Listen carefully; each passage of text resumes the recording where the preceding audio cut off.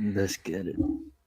What up, what up, what up, sports fans all over the world? It's your boy, Mac the Giants fan, here with my guys, the Horsemen. I got Zion Zenith, Adam Costas, and y'all definitely know NYG Jeffrey T is always shining that light down ever so brightly upon us all. This is the Premium Takes Podcast.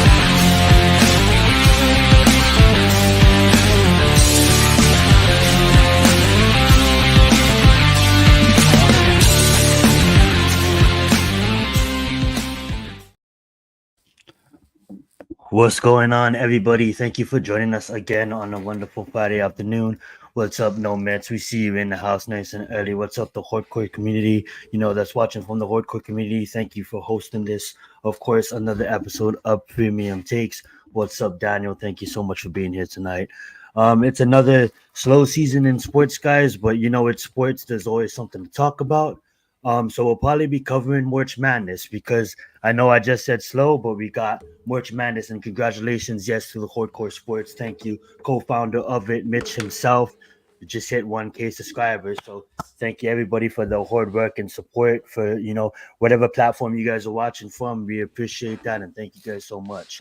That being said, though, it is a slow time in sports, but we always have something going. WrestleMania is right around the corner.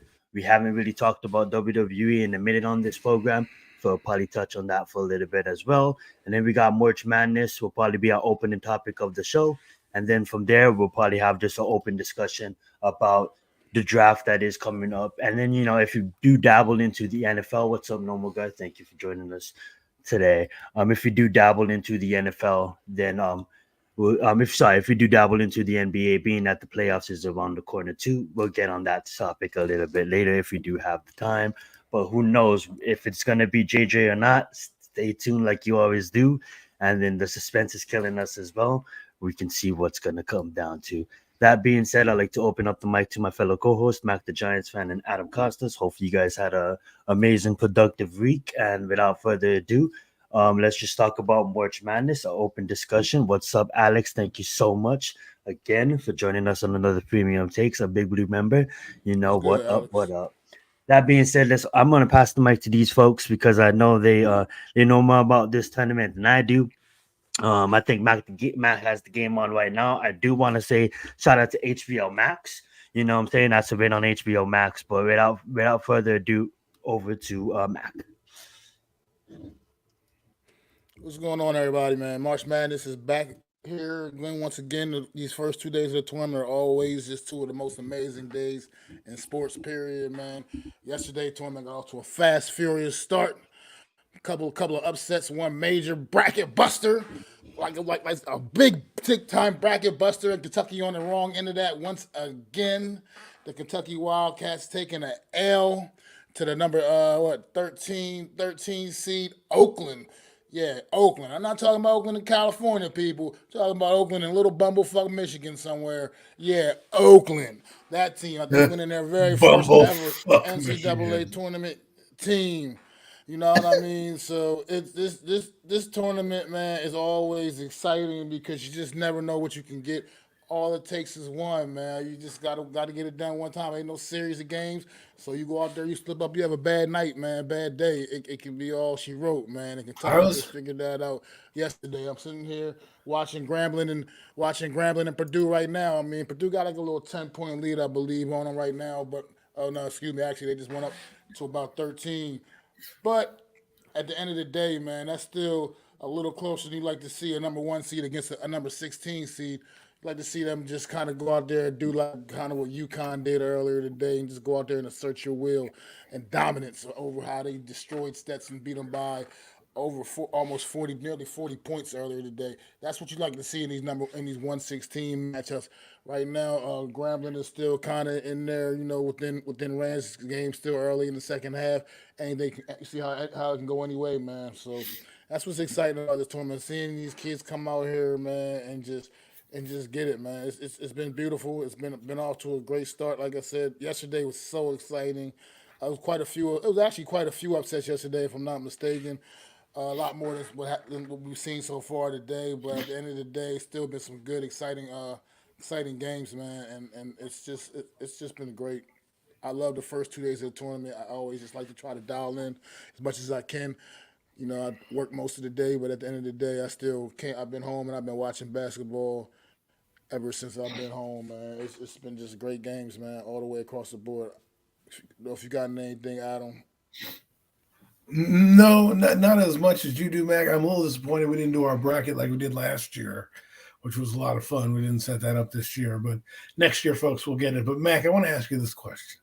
Compared to last year, where it seemed like there were upsets all over the first couple of days, how does this tournament compare to last year? Is it a little bit more geared toward the favorites winning this year as opposed to last year? How are you coming away with the games? I mean, I wouldn't necessarily say that because, well, like I said, today hasn't been too many upsets today yet, but yesterday was full of them. I mean, there was a lot of upsets yesterday in the tournament. There was a lot of not just weren't any big time major. Only big major one was the Kentucky Oakland matchup. But other than that, there was still some quite a bit of upsets. I mean, you had some 11-6 matchups that didn't go the right way for some of these teams, man. And this yesterday, let me see. Let me go try to run down some of them. I mean, Michigan State, Mississippi State. I wouldn't really call that an upset, but Michigan State was the underdogs, and they went out there and handled their business. Duquesne was a 6 seed against a 6 BYU, and they went out there and took care of business yesterday. What else? Who else we had out there yesterday, man? Oregon taking care of business at 11 seed. I know Oregon's not a traditional 11 seed, but they won a very good basketball team. And had they not won the Pac-10, the Pac-12 tournament, they would not have been in the NCAA tournament at all. So, I mean, they come in as 11 seed, took out South Carolina yesterday in dominant fashion. I mean, they actually absolutely just put it on South Carolina. Uh, so yeah, it's been like I said, the big one, Oakland beating Kentucky, 80-76. That's just like I said, it was Who's a lot of Oakland? upsets Like I never heard yesterday. of them. It's just Uh, like that's pretty dope. You know what I'm it's saying? a small school in Michigan. It's a small school somewhere in Michigan. You know, I've I seen don't. them in the tournament before a few times, but they've never been done. They've never really been good. They've never done well. Just like I said, that was the first time I believe getting a W, if I'm not mistaken. Listen, I give it up to those Oakland kids, because that's going to be a memory that they'll have forever. On the flip side, those Kentucky kids, man, you got to wonder what they were thinking. Like, you see an opponent that is not familiar, that's a smaller school that doesn't have the same experience or pedigree as you, and you got to think, did they take them a little lightly? Did is that what was the mindset? Did they It has hustle to you, be that, outwork right, Adam? work It you? has to I be mean, that because when you think about Kentucky as a person that Well, doesn't watch March Madness, they're the cream of the crop. You know, like one of them. Correct me if I'm wrong, but you know what I'm saying? Like Kentucky been known I for mean, well, they basketball. could say yeah, probably went in there. They probably went in there that took that opponent a little bit lightly. I mean, but also that opponent also had a guy that was absolutely unconscious, hitting 10 3-pointers, setting a tournament record. This kid was absolutely unconscious, just throwing them things up. Had 8 3-pointers in the first half, if I'm not mistaken. And that just getting having it for an opportunity, this guy to have a moment, like he said in the interview after the game, he knows he's not going to go. He's not going in the NBA. He knows he's not attracting any NBA recruits. But he went out there. He had his big night against the Kentucky, against a national powerhouse on TV Wow. during March Madness, man. And it's just always a good story, man. Good feel good story. Just it's in general, man. I mean, the guy is not. He's no superstar. He knows his fate. He knows he's got a better opportunity to get in that accounting position than getting drafted. But at the end of the day, he went out there and he knocked down 10 threes against the Kentucky Wildcats in the first round of the NCAA tournament, man. And What that's a kind of bust, had a yo. lot to do with what happened in Kentucky last night. They just needed to put a body on my man and start letting him get them open looks and jacking them threes up because Yeah, he came was off the putting them all bench. the way He did down. that. That's crazy. He came off the bench and did Yes, that. he Came was off the putting bench them and put in work. down. Damn. All right, I like that. So So yeah, absolutely, man. That was and even last night in the late window, Sanford last night gave Kansas everything they wanted and some, man. And took a little bit of a controversial call late in that game, or Sanford might have knocked off Kansas last night as well, and that would have been another big time bracket buster. You know what I mean? So And I like how it's almost got competitive. two of those in one day. Like I was watching, man. I had one game on before, and the team that was winning, that it was like a 13 versus a 3 seed or something like that, whatever the number was. It's kind of irrelevant. One team was better than the other. They were up by like 20. I was like, holy crap. To see some of these competitive games and see these schools who you don't the know Iowa versus South Dakota? Right, to kind of fight to the end. I kind of like it. It makes the tournament more fun, more exciting, because I hate, when I grew up, there was a lot of dominant teams growing up where I was, your Dukes of the world, your North Carolinas, a lot of big schools just ran through the tournament. And these younger schools, where Cinderella stories weren't, they were few and far between. Now the talent pool is growing across. These kids are getting coached up better, and they're all playing at a high level. And you got to give them credit. When these kids get in the tournament, they're not seeing your school. They're just saying, hey, man, we deserve to be here. And so I like seeing a team like Sanford really go toe-to-toe with a big team like that. I really thought that's what this tournament's about, right? That's what you want to see. Not necessarily – Sanford may not beat Kansas, but you want to see them put up a fight. You want to see why they deserve to be there. And that shows you right there, and like Max said, a controversial call. You know how those things work. One call goes the other way, they could win one ball, one bounce this way, and away you go. So the fact that they came out and played hard, you got to admire that. And you got to love that. This is what you watch college sports for, these bowl games, these moments for these kids to really do something that's they may never do again, right? You never know when they're going to be in the tournament again, right? So, if I know that, like I said, I haven't played collective sport in a while, but I know that when I would leave a effort, even if I was against a better team, as long as I gave it my all and said, yo, we know, we knew we might not have a shot, but we gave it our shot, and it took one of the best teams to the wire. You got to be proud of that. So hold your head up high. You made it to the NCAA tournament. You fought hard. I think the tournament's something different than most postseason events.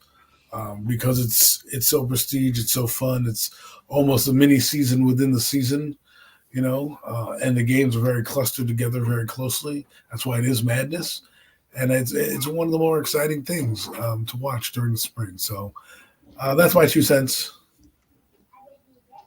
I mean, that's dope. I mean, like you said, that's what that team that played UConn, like I said, they got absolutely trashed, but they didn't walk out there with their heads hung down. I mean, I think they understood. Right. They realized they ran into a bus, or they ran into the number one team in the nation. You know what I mean? I mean, that's just that's a tough ask for a team like the Stetson Hatters, right? Whoever they are, that's a tough ask. I mean, they're we're talking about weight class, Mac. That one.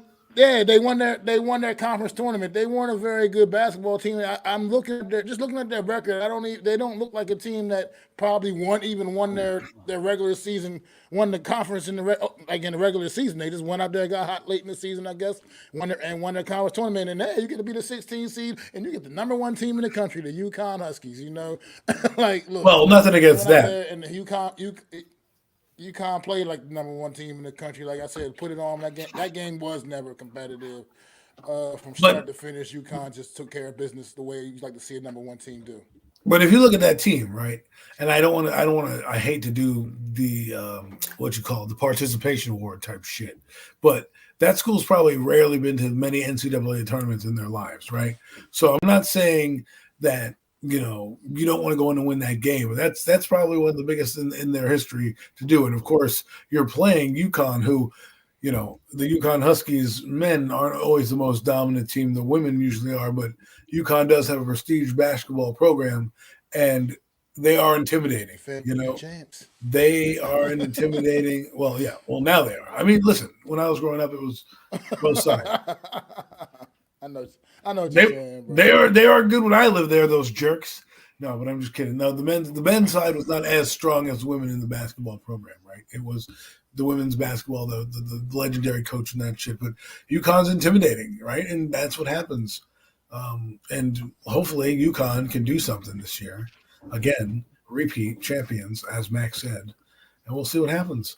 But that's why you watch the tournament, man. All the I fun think that stuff. was the first appearance. Looking at the Wikipedia page, I can't really find What anything on Stenson? them winning appearing, but good, good on them. I love the moments you guys the Right. moment you guys said too. It's kind of like not to interrupt, but it's kind of like some of these kids have like they're not going to make the NBA. I think Mac brought that up. You know what I'm saying? And to have So, to yeah, go it's out there maybe and this have magic your big moment. moment. You know what I'm saying? And even though you don't win, it's like, bro, that's a memory.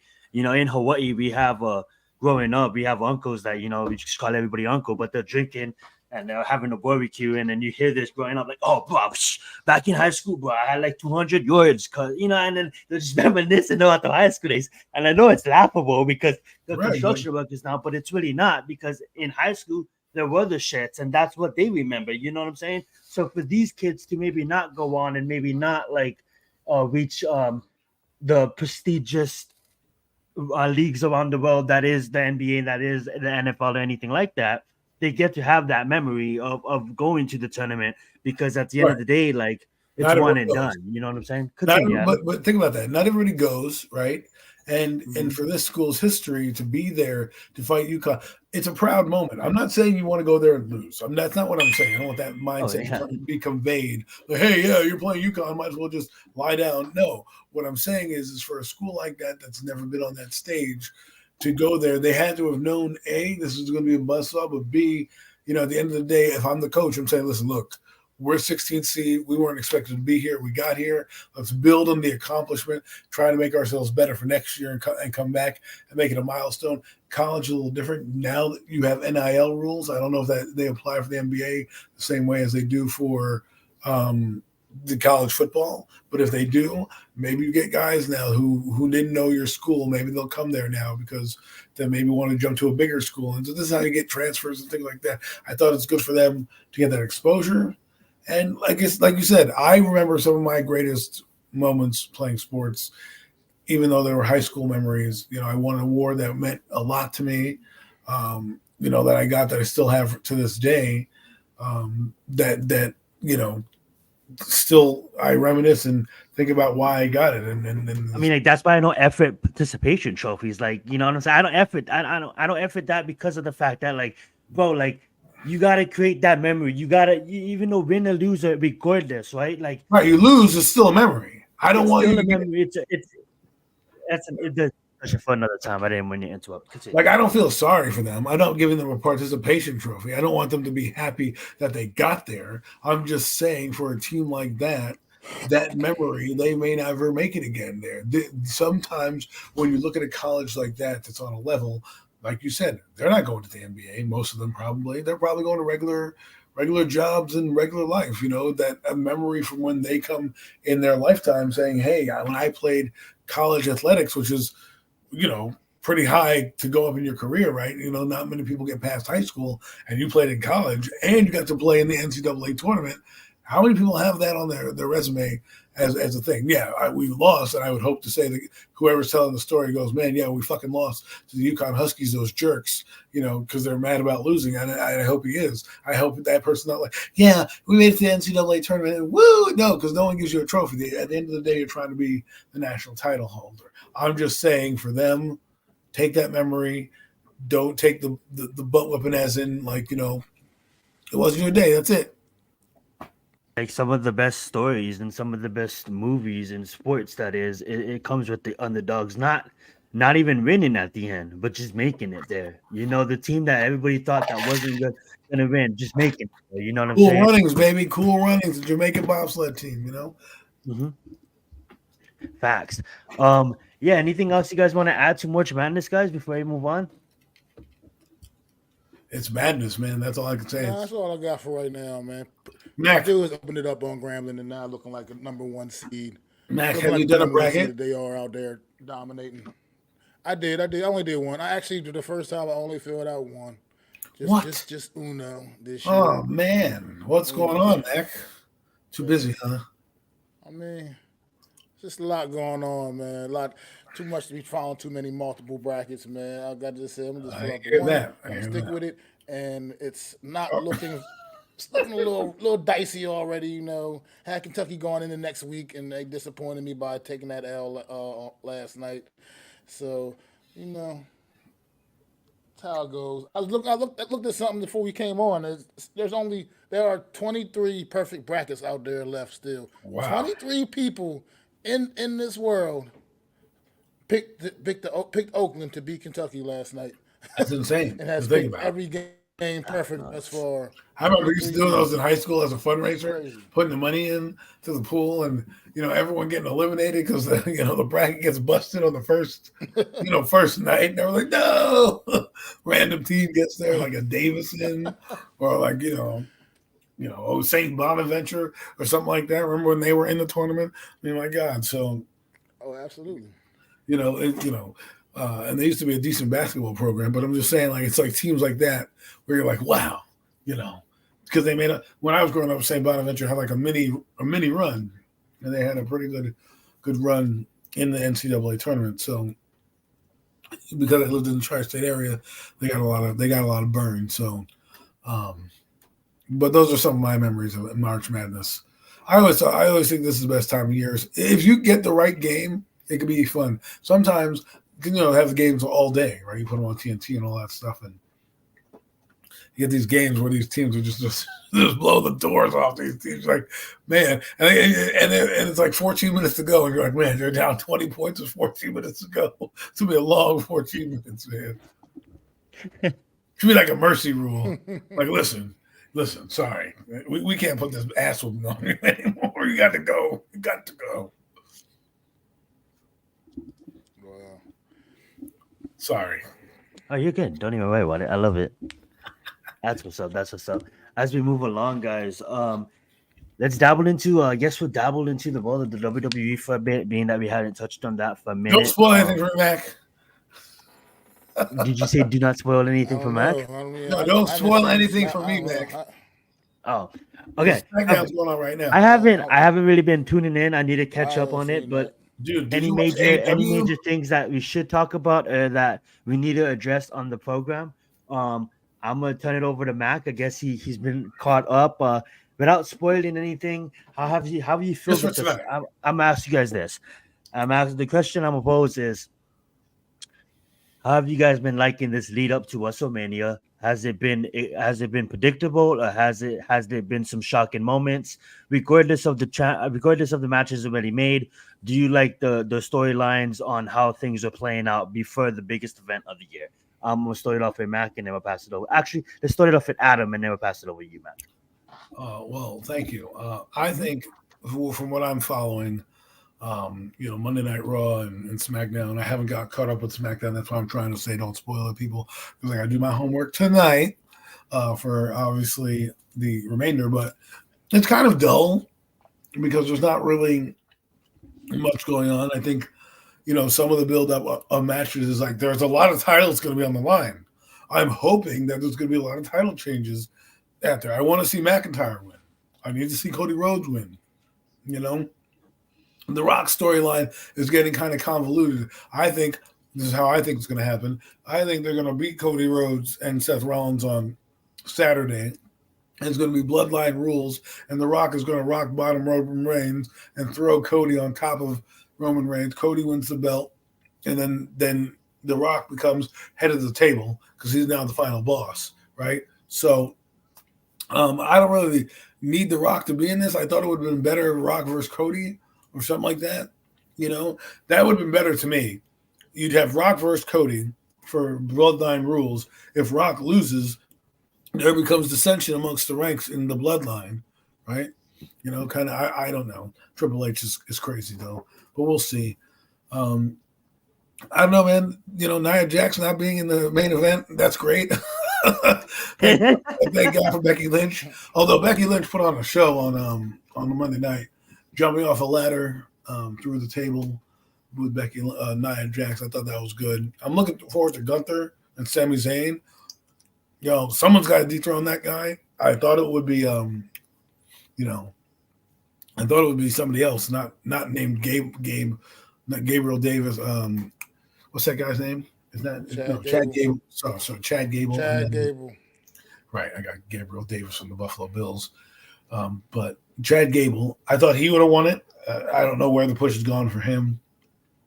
So I'm cool. I want to see what they're doing with the Money in the Bank title because, it's just interesting. Damian Priest has it. They still have the tag titles. They're in a 6-man tag title tournament, and just the buildup has been okay. I know there's gonna be something mega happening because it's 40. Whether they're gonna bring like the Undertaker comes back, something big is happening. There's 40 years of WrestleMania. There's 10 more years before you get to 50, which is going to be another mega event whenever they get there. I think the WWE's got a lot in plan right now. The storylines are what they are. Right, there's nothing changing. Soon you'll see some pop-up matches because they got to fill out 2 days of wrestling, right? Which I don't really know if I like anymore. I understood it the first couple of years. Now I just want to kind of go back to one main event. Just make one night and just put it on a Saturday and just go banana. Put it on a Saturday, make it go long into the night, closer to, midnight, late, and you could even start it earlier. People would watch. It's Saturday. You put it on pay-per-view, boom. So anyways, I've rambled on enough. You all want to hear Mac and his thoughts. The floor is yours, my friend.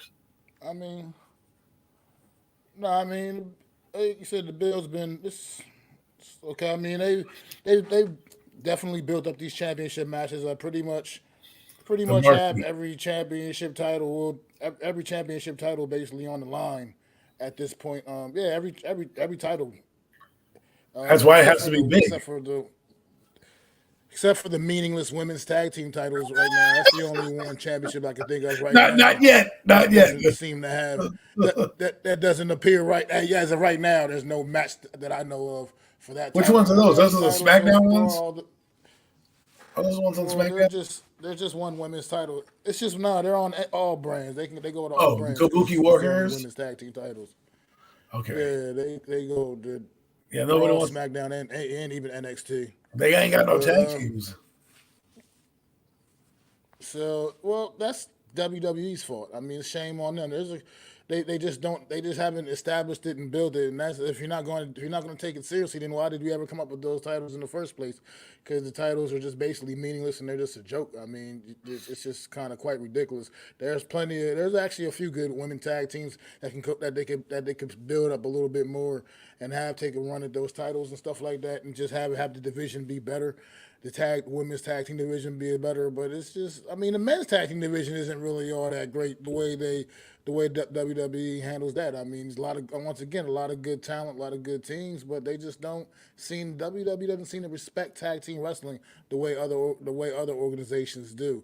So shame on them for that. But you brought up something like you said. They could probably get a lot of different little pop-up matches now. That's where the build has fallen short. It's WrestleMania. You got to start building up the story. Right. We have 2 weeks away. You got the LA AJ Styles match that we know of. Other than that, that's pretty much the only non-title match that we really truly know of from WrestleMania for the most part. Everything else is just for all the different random title matches that we know. They're still doing this thing for this 6-team ladder match or whatever. That's a good old ladder match is all be bringing a little bit of excitement no matter what. So we don't know we still don't know all the teams, and I guess SmackDown's figuring it out tonight. I haven't watched SmackDown yet, but you mean for the tag title? Figuring it out tonight. Yeah, who's going to be the teams representing from SmackDown? Well, that was those 6-pack ladder match. When Edge and Christian and Matt Hardy and Jeff Hardy had that match at WrestleMania, and then they made it into a pay-per-view, that's where the birth of the ladder match happened with Shawn Michaels and Razor Ramon was kind of the birth of using a ladder. But to take it to that extreme with tag titles on the line, they raised the bar. So every year you were hoping there was a ladder match and if they could top it. Because WrestleMania used to be that. It used to be the marquee where they would have these cage matches and these fantastic, I Quit matches all over the arena. So the fact that we get another match, tag title match, I'm hoping that they can live up to the standard that which Edge and Christian and Jeff Hardy lived up to, which basically, made me fall in love with wrestling because of that match right there. 2 matches I'll never forget. One with Edge and Christian, and then another, I think it's the same match where I think it was in Madison Square Garden where he swantons bombs off the walk-in like walking out to the crowd, and he just did that, and it was just through a table onto. Oh no, that was a Dudley Boys match. No, so but yeah, Edge and Christian was part of that. And in WrestleMania, when Edge speared Hardy off the ladder, I mean, my God, we were just like jaw to the floor, like this. How can it be any crazier? And then, of course, there's the birth of the ladder match. So I just wanted to bring that up there. I like it. Again, Mac, where are we going with these things? I don't even know. Is there a women's title in there? It's sprinkled in there. There's a women's title. Isn't there 2 women's titles, or just one? Yeah, you got Rhea Ripley. No, and Bayley. You got Rhea Ripley taking on Becky Lynch. You got Io Sky taking on Bayley. So but see, they got all the that's build titles up covered. I mean, Gunther taking on Sami Zayn. I mean, Gunther. What build up? Which one you talk? Like I like Io Sky. Really, I like Io Sky, but I mean, like Rhea Ripley and Becky Lynch. That's going to be marquee. That's going to be it's going to be marquee. Those two are great performers, great on the mic. Bayley, I feel like she's. I hate to say, I don't hate to say this, but I think she's going to win the title because she deserves it. But I just feel like. What's her name? Not Kairi Sane, right? Kairi Sane, that's her name, right? The woman. Talking about Io Sky. Io Sky. Sorry, I get them mixed up. Io Sky has been a good title, but she doesn't really talk on the mic much, right? So, and she's always with the Kabuki Warriors. So I don't know, man. I just thought the build could be better from the betrayal. Go ahead. Well, she doesn't talk on the mic much because she doesn't speak very good. She doesn't speak very good English. That's why she doesn't talk on the mic. Even Oscar was cool on the mic. She's fluent in Japanese. She didn't take time to learn the English language. They kind of defer to talking to Dakota Kai right now. Like Bayley did most of the talking before when Bayley was part of the group. She did most of the talking. I mean, that's just a language thing. It's not.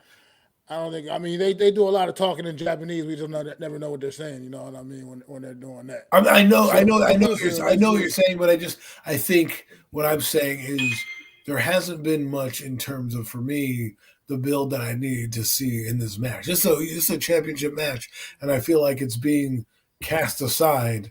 Like I wouldn't be surprised if that's the first match on the card when Saturday happens. Well, I mean, it could be, but I mean, the thing is. The build for this has been so far in advance, though. You know what I mean? So maybe it has kind of seemed like it's slightly cooled off a little bit as we're getting closer to WrestleMania. But that build that's been building up for months. Honestly, I mean, you like that build better? I mean, Io and Damage Control, like Dakota Kai, Oscar, whatever, Damage Control, and them. Making their little remarks about Bayley. Kind of knew the writing was on the wall. Bayley was about to be cast aside. And then it finally happened. I mean, I'm just happy for Bayley. Gets her WrestleMania moment. It's gonna be her first singles match at a WrestleMania, which is to me blasphemous. What she's meant for the women's division all these years. There's no way that it's unbelievable that this is actually going to be her first singles match at the big show. So, and you're right, she's most likely is going to win that title. I mean, she's been a heel for the last X amount of years. She's back babyface again. And she did her heel run. Now she's back babyface again. It's just full. Did she win the title when she was heel, or did she get injured before that? I know she was in a title match. No, she definitely had the title. That's when she had the title. Absolutely, she held that thing down for a little while. She was a badass when she was a heel. She was a pretty good heel. With that short haircut she had. Yeah, so it's pretty cool. I mean, it's like I said, I just want to see them. I wish they had better, build up to whatever some of these other little side matches, whatever some of the other mid-card matches they're going to have on the cards. You know what I mean? Like I said, we don't even really know a lot about what they may or may not be. So this is all I want. Cool. And the Rhea Ripley Becky Lynch thing, I was getting nervous that they were going down a slippery slope where somehow Nia Jax was going to end up finding her way into that match. Oh no! And I'm glad that looks like I'm glad it looks like that's not going to happen for sure now. I mean, I think Monday night solidified that that's not going to happen. So I'm glad they didn't do what it looked like they were kind of getting on their way to doing. This needs to be the passing of the torch match. I don't think Becky Lynch is going to win, but I think this is one of those matches where you need them. It's like Rock and Cena and all those people like that. It's like you're now the new gold standard, right? Charlotte Flair's out. She got married, but she's been injured a lot. She's getting older. Becky Lynch had her solid run being a champion for the last 2.5 years with her couple title runs that she had. Rhea Ripley is it. She is it. She is fantastic in the ring. She's fantastic on the mic. She's a glamazon. I'm somebody used the word the other day, smitten. I'm smitten with Rhea Ripley, as I love that she's a heel. I think she's what we need in wrestling right now in terms of a good thing. And the funniest part is, I hope these women matches don't outdo the men matches, because what I don't want to see happen at WrestleMania is to come out on WrestleMania Monday and have the same friggin' stories playing out. Same fucking stories playing out, with Roman Reigns being champion, Seth Rollins being champion, and Gunther being champion. Don't go all the way to WrestleMania 40. Drag me all through the mud to then give me that garbage, because that's not the culmination I want. I'm a consumer. You write the goddamn story. Let's finish that shit. Give us what we want. I don't care about Damian Priest finishing his story. He can cash in on whomever he wants. I don't care. That's, he has his own title defense to worry about. Give me what we want. A few title changes, please. The last few pay-per-views, no one's lost a title. And these guys who have had these long-ass runs, get over it, bro. This is a scripted thing. Everybody knows. It's not like Bruno Sammartino, or you could fake it till you make it for years, because no one knows it's scripted, right? No, I think you're going to get title changes here. You're going to get. I think you're going to get Gunther finally dropping that IC title. I think this is the moment they're going to give Sami Zayn that big moment, that big singles moment. Now, I mean, he had a moment last year, him and Kevin Owens winning the tag team titles against Usos, but I think this year he's going to be that. He is going to end up ultimately being the guy to take that title off of Gunther. Perhaps, I don't know what Chad Gable's going to have to do with this now on Monday Night Raw. He appears that he's going to be kind of involved in this, become a little more involved into this storyline of this match now. So we'll see what his involvement is and what it possibly could be. So it is a little bit of a wild card, but I could see possibly getting Gunther dropping that title to Sami Zayn. Gunther starting to get prepped up for some bigger things, getting more prepped up toward the world title scene, because I think that's the level he needs to be on right now. Gunther, one of the most dominant champions in WWE history, not just here in with the Intercontinental title either. I mean, back in NXT UK, UK, he was the most dominant NXT UK champion, had that title for almost 3 years, if I'm not mistaken. So he's a guy that when he gets a title, he locks on to it and he holds on to it. I mean, so I think it's that time. I think he's done all he can do with the Intercontinental title, and it's time for him to move on to the main event scene and to the world title picture. So I think this could be it for Sami Zayn. Go ahead and win that title. He's going to be Mr. Money in the Bank. On some different things, man. And as far as the Logan Paul Randy Orton thing, I don't know what they're thinking with this match. I think Logan Paul still comes out of there with the title somehow, some way, but it is what it is. And what does the title do for Randy Orton? What does that title do for Randy Orton? He's better off for like the Intercontinental title. He's already had everything anyway, so it really doesn't matter when it comes to the titles of Randy. Yeah, but I'm an AEW fan, somewhat, not really, but AEW allows all their talent to win whatever title they want. As a matter of fact, Edge, my boy Edge, won the TNT title the other night. Go Edge, go Edge. But what I'm saying is, if you're on the roster, you should have a chance to win the title and be there. I hate when you have guys like Randy Orton go there and are just squash matches. Like, okay, fine. If he's retiring or, he's like John Cena, he's on that short circuit, fine. But if he's day in and day out, week in and week out, give that man a shot. We know it's fake anyways. Can we get on with this, man? Like, rip the Band-Aid off. I need somebody to win. So, I mean, I actually only probably see Bailey winning, taking that title off of Io Sky. And probably, Sami Zayn taking the title off of Gunther. I'm not sure that the ladder match, I can see the Judgment Day dropping those tag team titles in the ladder match, because they got to figure out. And you think Cody's not going to finish the story? His Money in the Bank briefcase. I'm not sure, because I think they're going to drag this on into SummerSlam with these guys, with all four of these guys: The Rock, Roman Reigns, Seth Rollins, and Cody. And I think that's another title. I think Seth Rollins could possibly drop the title to Drew McIntyre, give Drew McIntyre his proper WrestleMania moment. And and I think Seth Rollins goes on with Cody to go into SummerSlam with this Brock Roman Reigns nonsense somehow, almost like a Mega Powers type of SummerSlam moment again when you had back in the day when you had the Randy Savage and Hulk Hogan back in the day. It'd be a moment kind of like that SummerSlam with these four in some kind of, I don't know, tag team main event or something like that. I don't know. I just see something crazy coming on out Well, of it. either A, it's going to be a fatal I feel like four-way they for the don't seem to title. be. Because think about it. If you hear me out. You just had Drew McIntyre beat Seth Rollins, right? Seth Rollins now, if Cody Rhodes doesn't finish the story, gets screwed over. Now you have The Rock, Roman Reigns, Cody Rhodes, and Seth Rollins. We already did that already. We already saw the tag team match at WrestleMania. Now you got to up the stakes. Well, guess what? Why don't you just put the title on the line, find out who's the fucking head of the table, and get this over with? Because I'm tired of Roman Reigns. The bloodline is nothing. They don't have any. Jimmy and Jay, they're going to have a match at WrestleMania. I mean, that should be fun to see that match. But it's like Solo Sikoa, he does nothing. Paul Heyman, I mean, he's going to the Hall of Fame. I can't believe it. I mean, I can believe it, but I didn't think he'd still be working and going into the Hall of Fame. So, but that was interesting. I don't know, man. I'm already tired of The Rock because I'm like, I like The Rock, but what did you come here for? Are you gonna? I thought you were gonna come here and show that you were the head of the table, that you were the big dog, that Roman Reigns has to go through you before he does anything else, that you've been calling all the shots. That's why I think he's going to screw him over in WrestleMania and cost him the title. And then I don't know. It can go any. It can go.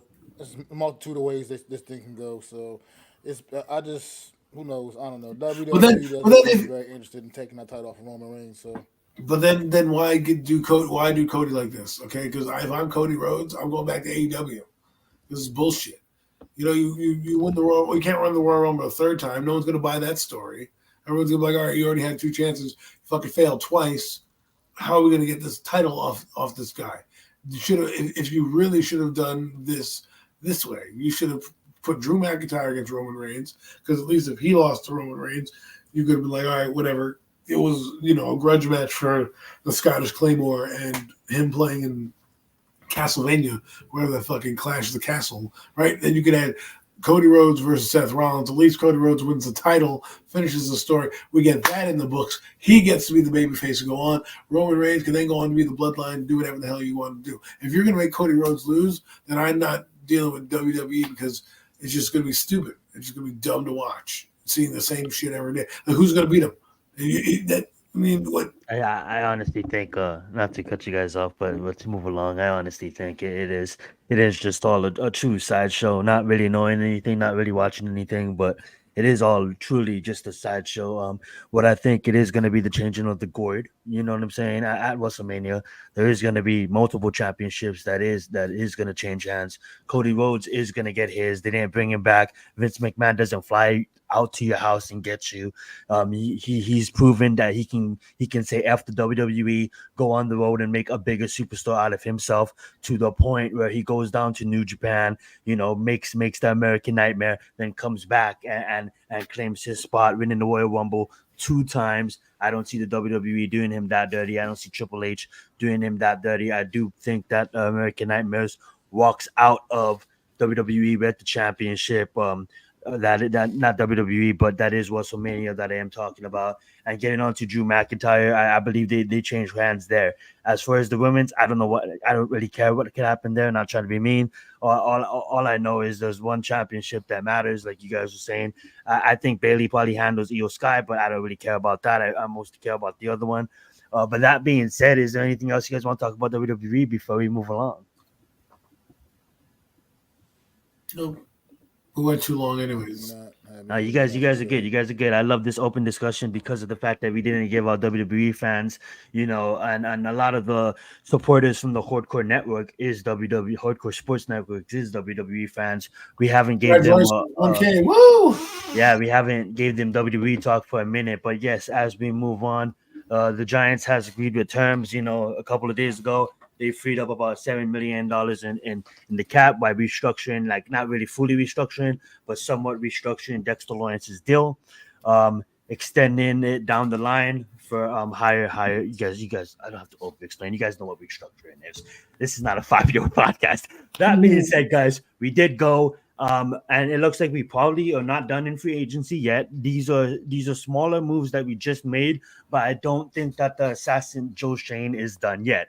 But I do want to touch about a move that we just made. Obviously, we signed in Isaiah Hodgins. This is the guy that came over from Buffalo early on when Brian Dable got the job, and this guy produced for us when we needed him the most. He started really low on the depth charts, worked him way up due to injuries in his first season with the Giants, and proved that he can be obviously not a number one, but a reliable source. It took him some time to get comfortable running NFL routes and stuff like that. He's been in the league for a long time. This guy's a veteran, and I love the signing of Isaiah Hodgins. I'm going to open up the floor to you guys in a minute, but we did also sign Matt Nelson. You know, this is an offensive tackle, you know what I'm saying? Due to a physical, he still needs to pass, but we have agreed with terms with him. This is another depth signing that I absolutely love.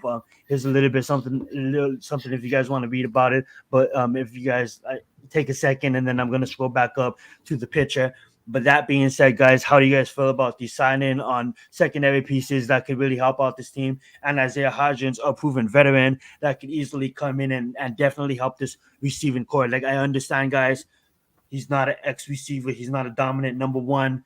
Obviously, we need another receiver in this room. I say we need a couple. But that being said, for the way it turns out, I like Isaiah Hodgins personally. What I see on film, just not even film, just watching the YouTube channel, he looks like a good down-to-earth guy. I seem to like the human that I'm seeing, and I want that kind of human dressed in blue. That being said, shout out to Isaiah Hodgins getting that deal done. Let me open it up to you guys. What you guys feel about Matt Nelson and the signing of Isaiah Hodgins?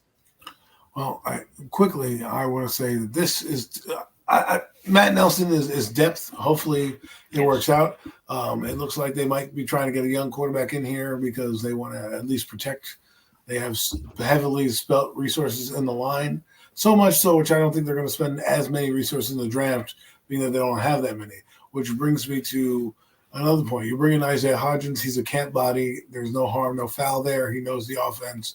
He did perform admirably in 2022. The quarterbacks couldn't get the ball in 2023, and he wasn't really a featured player there. He does have some skill set that we do like. I don't know if he'll ever be a number one, but he at least get him a new quarterback and let's see him cook. I think the Giants are in a decent spot with their receiving core. If they were to ride him out today, they could probably still perform and produce, maybe not at a high level, but at least efficient enough. It's not the worst receiving core that they've had, right? We all know the worst receiving core they had. It's not the best receiving core they have, and I'm sure it's going to flesh itself out. But I wanted to say a lot of these moves seem to be happening because we don't have that many draft picks, right? And it also means we might be trading some draft picks. When you sign a lot of guys like this, the tea leaves to me is we're trying to make a move, whether that's trading for our 47th pick and a 6th round pick. You're trying to acquire. Look at all the guys we got. We got mad guys on the line. We signed at least 5 offensive linemen, right? 5. Illuminor, the kid Runyon, and you have this guy from the Lions and the 2 other cats that they got in the middle.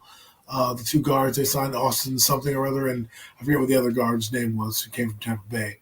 So you got like 5. You got literally your starting 5 and then 5 more on top of that. So great depth, right? So and then you still have Marcus McKeithen, you still have Josh Zunu, you still have JMS. You know, you've got a lot of competition in the line. But what I'm seeing is little moves here and there that I think they're going to do because I do believe they're going to try to make a move to get a young quarterback in this draft. And the indication for me is you're signing all these players. The Giants are active in free agency. Last year they were active, but not this active, right? They signed John Runyon. They signed Jermaine Illuminor, right? They're probably going to kick Evan Neal. There's a rumor that's already told Evan Neal that he's going to move into the guard position. So for me, I'm just interested to see what's going to happen. I'm praying to the heavens that Drew Lock is my starter, if not somebody else, because I don't need to see We already know who I'm talking about, and there's another rumor going around. I don't want to really spread that news, but there is a concern about his injury history. So that might be something they might want to look into, and I think that's a smart way of doing it. And if that is the case, you might as well bring in a guy from jump at the quarterback position from the first round and get him going. But anyways, Mac, you got the floor.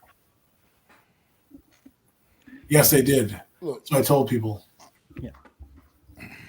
look. Go right I'm ahead, not Matt. going what you call it, man. I'm not going to sugarcoat it any way, shape, or form, man. The moves, sure, they look really, really good, solid moves on paper, man. Adding to this O line depth, O line is an issue. You got to get competition in there. You got to get your best five out there, and you got to get some guys that can protect the damn quarterback because we haven't had a group of five that can protect the quarterback in many, many years. But let's not face it, man. I'm not drinking that Kool-Aid again. I need to see the product on the field, and I need to see it actually work. I don't care about. I'm talking about training camp and practice. I'm not talking about that shit either. I'm talking about in games against other opponents, real games, not that drive against Carolina that everybody got all hype about and went on crazy thinking the offense was going to be so explosive because he had this amazing drive against the Carolina Panthers in the preseason game. Okay, no, I want to see the real shit. I'm not drinking that cool. I'm not getting my hopes up thinking this is going to be some kind of what this team is going to be something that it's just not. I want to see the product on the field, and I want to see I want to see actual development. I want to see this shit work. It looks good on paper, though. I will take my hat off. I will say, Joe Shane, you look like you're doing a pretty good job. You look like you really like you fit like it's like the light bulb has clicked on, and you understand what this team. Like I said, not only did you address the O line depth. You absolutely addressed what the main part of the O line that needed to be addressed. You know what I mean? That's so you went into you're getting a lot of guys, a lot of interior offensive linemen in here. You're just getting some like you're trying to really build this up and get this right, man. So we'll see what happens. You know, like everybody like that. Last year it just put me in a bad space. So now no more. Oh yeah, we're gonna be this and this and this and this. All I know right now is we're the New York Giants that could only win 6 games last season. That's what I know we are, and I don't know we're anything else but that until you prove to me that you're anything else but that. So. Listen. I'm not buying. I'm not drinking the Kool-Aid, and I'm not buying in on all this whatever moves they make until I see it manifest on the field. We're still the six and 11 New York Giants. Well, I hear you there, man. 6-11 New York Giants. This is what I have to say. If he does all that and we run it back with Daniel Jones, Drew Lock, and Tommy DeVito, he can go kick rocks. Because if you lose, then you're getting shown the door. If you go and get your young quarterback, we can forgive you because we expect now to see that young player play, and we expect growing pains. If you bring back these guys, now Drew Lock is not great. He's my number one quarterback because I'm tired of seeing the other guy. And I finally have a name in here that actually has played some NFL football and has won some games in the NFL, right? And actually had a decent win against an Eagles team that our quarterback can't seem to beat. But my point is, I want to see if you do what Max said and have development, there better be a young guy in the building somewhere walking up and down that sideline that plays the quarterback position either day 1 or day 2. I'll give you day 2 just because I'll let you be cute, Giants. But if you don't walk away with one of those top 6 guys, you know, even I'll throw in even a Spencer Rattler in there. If you don't walk away with at least that guy, don't show your face at MetLife Stadium. Because if you lose these games, which will be hard because you won't have that much on offense, because we know, unless Drew Lock lights it up, and I don't think he's going to light it up, but he definitely will have a lot more fun than Daniel Jones. And the reason why I am interested in this move, if you look at this move, this is why I think Michael Penix Jr., you people need to float him on your radar screen. And this is why. They want to run the ball downfield, right? All these quarterbacks, they do one thing better than Daniel Jones. They throw the ball downfield. They all have their different attributes. But the guy that I feel that fits the offense the best is actually Michael Penix Jr. because he does exactly what you need. He's a passer. He can scramble out of the pocket, throw the ball downfield. He's looking to pass. He's looking to gain yardage. Drew Lock is kind of similar in that he's trying to throw the ball downfield. That I think Drake May is similar to that, and JJ McCarthy. They like to throw the ball downfield. I don't want to see any more RPOs if I don't have to. RPO should be only used once in a while. Okay, Drake May doesn't run an RPO system. JJ McCarthy rarely runs an RPO system. I mean, he did. They ran a heavy system, but he was under center. He did a lot of other things. He did some rollouts. It's not just going to be, hey, take it and run. Those wasn't his game, you know. And Michael Penix is not a runner. I don't need you to run. Bo Nix, not a runner. You know, Spencer Rattler, not a runner. They're passers. They're scramblers. They're guys that are going to get out and move. That's what you're going to see, okay? I think they're going to move. If you look at that move at that position, he's different than Tommy DeVito kind of runs around too. He's similar to Daniel Jones, but they got a backup quarterback who's not even similar to the quarterback that they have. So it's kind of interesting when I read the tea leaves. That's my only mark for Joe Shane is because Brian Burns is an A+ move. Okay, no ifs, ands, or buts about it. A+ move. You got one of the best pass rushers, one of my favorite players in the NFL on our team. You're going to make our team fierce. Okay, if you don't come away with a quarterback and you try to punt till next year, or you try to hope till next year, well, good luck to you. I will be burning sage. I will be doing everything I can to save your aura because you may not be here because John Mara and Steve Tisch might move on from your ass. Like, listen, you promised me results and you gave me this. I'm not going to allow this. At least Brian Dable's going to go. So someone's going to fail. And I would hate to see Brian Dable not get the chance to get a quarterback in here for his own self. So like Mac said, Yeah. So what do you say to the people? What do you say to the people that say number 6 is too high for J.J. McCarthy or Michael Penix Jr.? What do you say to those people? I will say this. Go right ahead, Adam. But we have a bunch of things to get to. I want to get to this with you guys because it is gonna go into that quarterback and receiver talk. But I'm gonna let you answer Mac's question. I say to them, George Young said it best when they drafted Phil Simms. They said Phil Simms is rated at 21st, 28th pick in the draft. Why'd you pick him at 7? He's like, that's when my pick is.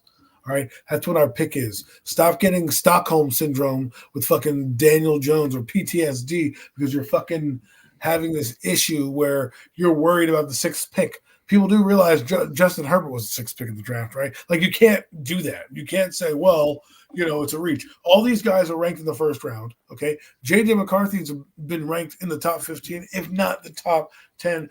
Michael Penix just got put on Daniel Jeremiah's board, ranked to 13th to of the Raiders, okay? So number 6 is not too high. You go and get your guy. If you like Michael Penix Jr., you fucking take him at 6. You don't worry about trying to take him at 22 or trading back in. You know what I mean? Yeah, and I didn't mean to cut you guys off there because we all know where we lie on this side of the line, and we're a fan of the team regardless. I feel like he's hearing what I'm hearing, and that's everyone's like, oh, McCarthy's a reacher, this is a reacher, that's a reach. And I'm like, no, first off, do your homework. I would tell those people, number one, because that's not what the NFL's telling you. And the NFL's like, they're worried about J.J. McCarthy being Daniel Jones. I just don't listen to people like that. At the end of the day, don't let them rent space in your mind.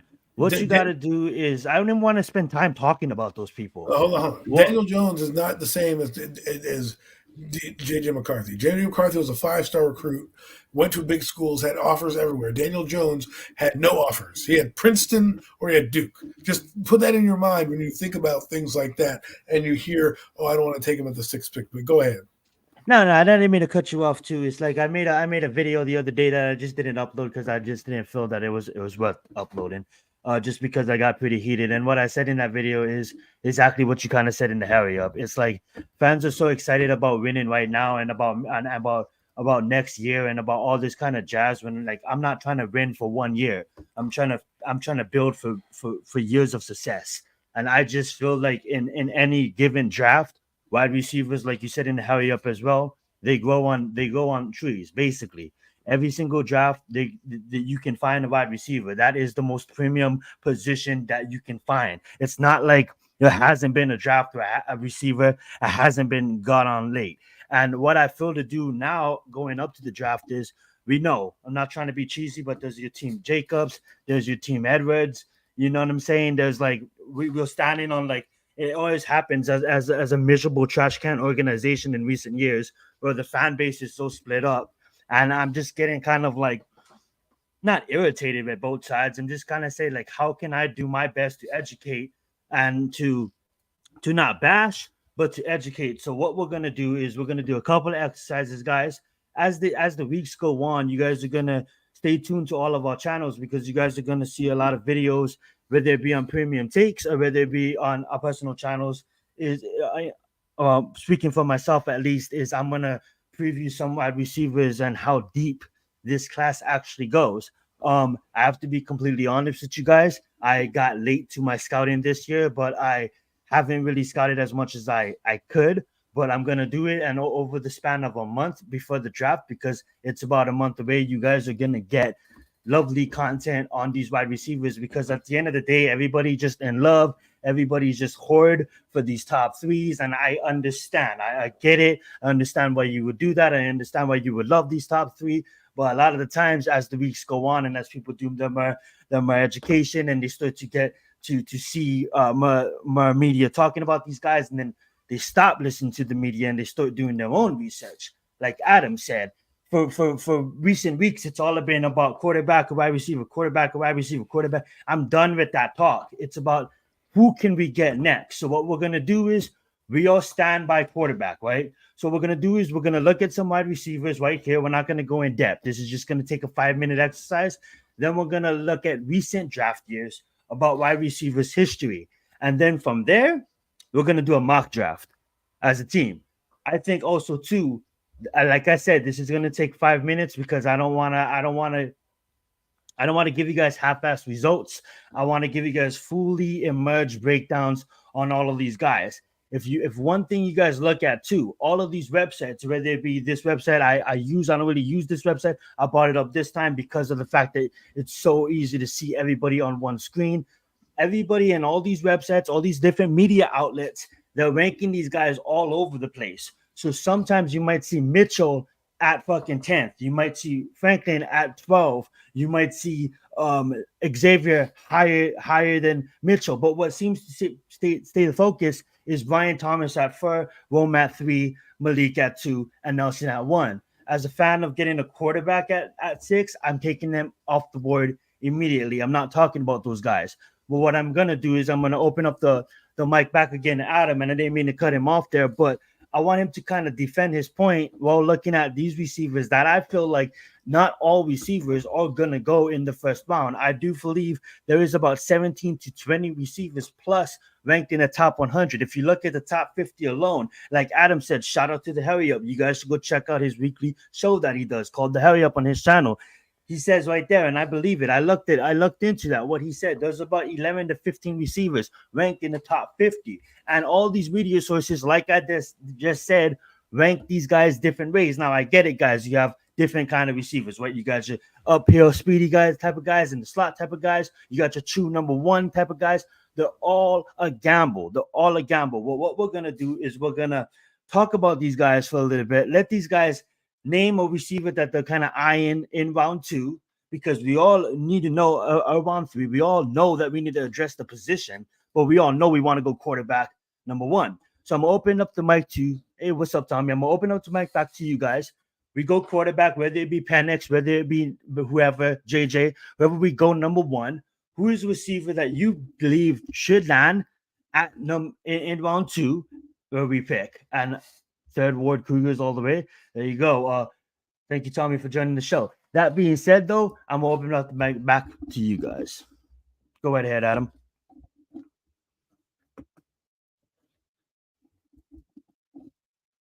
All right. I don't think Adam is here. Mac is all on you. Sorry. Oh, you're good. You just made it. I had the big screen up because I wanted to see the players we were talking about. Yeah, and I realized that I was muted. But a couple of guys I like, some of them aren't on the list. They might be on the next page. But I like Troy Franklin here. I think he's an interesting get. Xavier Legette should be a consideration. Keon Coleman I do like as well. I mean, his 40 time is kind of is a little concerning, but I don't know if that's, you have to watch the game tape. Sometimes people don't run as fast on the 40 times as well. He's a kind of a box out receiver, jump ball kind of guy. I like Ricky Parasol right there. I think he's a decent player as well. He's got some hops. Good. I don't know if he is a slot receiver, but you can put him on the outside. Macalakai Corey is interesting. I love Tez Walker. I think he would be What's interesting. up, unpopular? I would love to get Tez Walker as well. You know who's also kind of interesting is Jalen Polk. When you read about what he's done, you see that he's 6'1", ran a 4.2, Good money. 4.52. That's not. You're like, oh, 4.5 is not fast. When you think about a guy who runs like that and is big, think of Q Nix when he was there, right? He wasn't the fastest guy, but he was about 6'1", 6'2". He had that long arm reach. That's what you're kind of looking for if you were getting a guy like a Jalen Polk, right? I do think Tez. I like Jalen Polk. I really do. I think Tez Walker is a guy that will move up boards this next week as he goes to a pro day and helps out his quarterback enhance his pro day. They'll make some catches. I think you'll see him move up the board. But I do like Polk. I think he's a guy that's a sneaky player that you can bring in here. Remember, the Giants don't necessarily need a slot guy. They need a number one. Xavier Leggett could be that number one if you want. Tez Walker. I'm scared he might go to the Chiefs, but Xavier Leggett, if he's there, you take him automatically. Well, yes, absolutely right on that. If he's there at 47, you take him. I mean, I don't mind. I don't mind Lad McConkey, but if you're going to take a guy like that, take a Ricky Parasol. Give me a guy with a little bit more size, just to because when I reference, I do a lot of referencing to when I was growing up, right? I mean, I don't know if it's going to be DK Metcalf. DK Metcalf was a beast. I think DK Metcalf, isn't he a little taller than Xavier Leggett? We'll see. We'll see what happens, man. He reminds me more. I know against that guy. He played pretty well for Spencer Rattler. Spencer Rattler helped make that guy, who he is. But anyways, what I was saying is, Adam, I do want to pull up this other website. It's kind of outdated, but like I said, all these websites they rank these guys pretty different, and that's how you know that there's so much wide receivers in this year's draft. But continue. Well, to kind of articulate this point, the Giants have a lot of miniature receivers right now. Everyone's kind of 6 foot or under. And I just sometimes think, you get a Keon Coleman, Xavier Leggett, a guy who has a little bit more body to them that can be physical down in the red zone, that, can go up and get a jump ball 50 yards down the field, right? That's what we kind of need here. And Xavier Leggett ran a 4.39. We don't think that guy can take a top off of defense. He's almost as fast as Jalen Hyatt, if not faster. Okay. And now you're talking about you bring in. So let me. I was thinking of Worthy. I'm sorry to interrupt. Oh, he's good too. I meant Worthy would be gone. Xavier Leggett might be there. I'm sorry. Continue. Xavier Worthy might slip. And then open up the mic to Mac too. Open discussion about it. Sorry, Mac.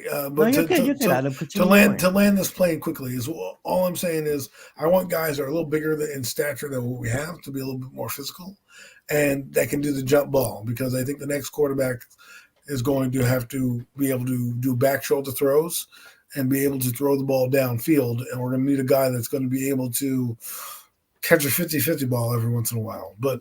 And I think there's going to be plenty of talented guys in the second round that you don't need to worry about being pressurizing yourself in the first round. I think you should pressure yourself to get a quarterback, because there are a lot less of those than there are receivers. Sorry, Mac. No, you're good, Adam. Well, I mean, I'm not going to have that much more to add to it regardless. I was just going to say, but obviously, like unpopular opinion, shout out to my guy, Unpopular Opinion Sports. Go sub up to him if you get a chance to, man, over there at his channel, Unpopular Opinion Sports. But, yes. Yeah, obviously at 47, especially if we get that quarterback in round one, 47 is able to get on the board.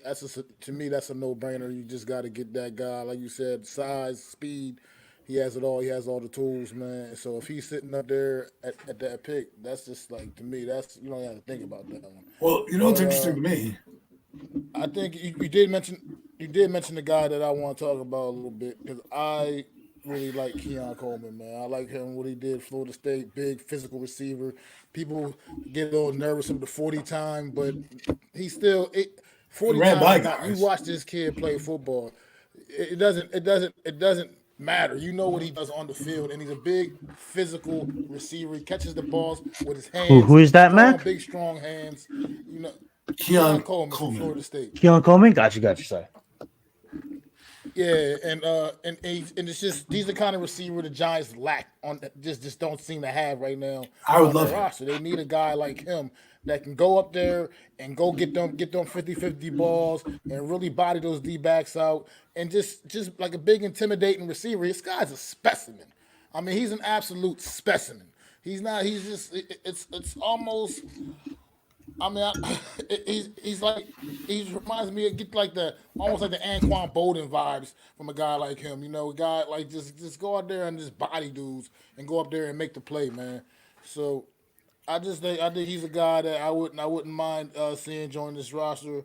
If fate comes that if it comes down to that too, a guy you shouldn't be scared of and say you think he's too slow or some stupid shit like that. You know what this kid can do, what this kid can do on the field.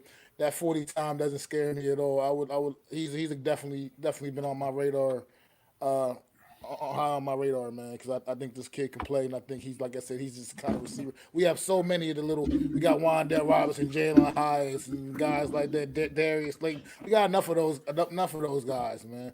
We need a guy that can go up there and body somebody, out there. Guy down in that red zone. We need a play. We got a guy we can throw that thing up to. That we know we got a strong chance gonna come down with that football. Like I said, he goes up there and catches footballs with his hands. He's not a body catcher. He catches it with his hands. Has great instincts, man. And that's just the kind of receiver this team is lacking, and they definitely need that. I will say this about Keon Coleman. Focus on his 40 time at his pro day. I don't know if his pro day happened yet, but that's when you're going to focus on the 40 time because he'll be able to work on it, right? The 40 time at the combine, these guys aren't track runners, okay? They're not going to line up and get the right footing and blocks. They're running 40 yards from the jump, and I'm glad you put that guy up there because that's a guy I want to talk about in a minute. But Keon Coleman is a guy that, again, watches film, watches tape, go off of that more so than a 40 time because that doesn't necessarily just because he ran it badly at the combine doesn't mean his pro day he won't be better and improve that time. It also doesn't mean that's how slow he's going to run. Jerry Rice had a low 40 time but ran by guys in the NFL. So just remember that.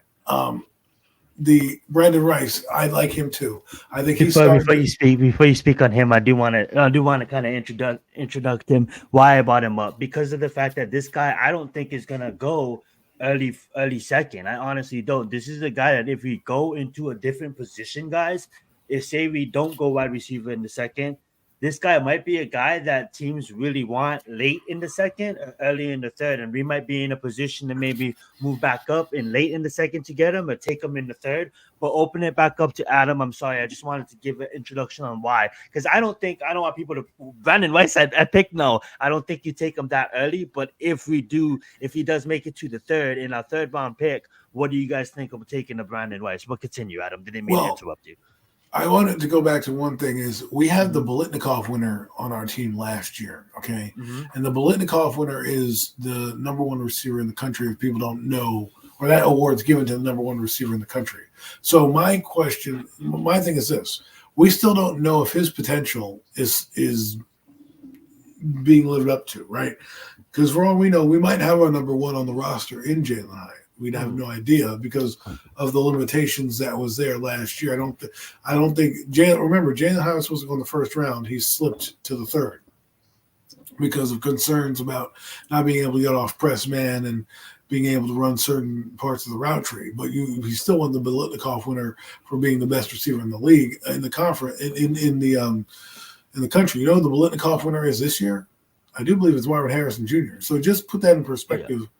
Just put that in perspective of what we're talking about here, right? In terms of an award. So I'm not trying to say Jalen Hyatt's going to be number one. What I'm saying is if you believe in Jalen Hyatt and you go in to this next receiver, you don't have to pressure yourself to get a number one because he could be your number one. Now you get a guy like a Keon Coleman, a possession type receiver, a guy that we haven't had in a while, or Brandon Rice like we have up here, who again is going to be a possession kind of guy. Jump balls. He does have some breakaway. He wasn't slow. He wasn't as slow as Keon Coleman. He had like a 4.5, 4.4 run, something like that. So he's got some juice to him. He's just coming into his own, right? He's still young, playing receiver. I think he wasn't at USC long, so he probably he transferred to us. So he didn't have the same exposure, but